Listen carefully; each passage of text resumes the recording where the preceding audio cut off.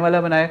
और अल्हम्दुलिल्लाह हमने बहुत कुछ इस गज़वा तबूक से सीखा, जो कि हम अगर चाहते तो हम एक क्लास के अंदर खुलासा बयान कर देते कि नबी इस्लाम ने सहाबा को समझ लीजिए जंग का ऑर्डर किया, सहाबा कुछ निकल गए, कुछ रह गए पीछे, कुछ ने माल दिया, कुछ ने माल नहीं दिया, और वहाँ पे गए, जंग नहीं हुई, वापस आ गए, मस्जिद ज़रार गिराई और वाक़या ख़त्म।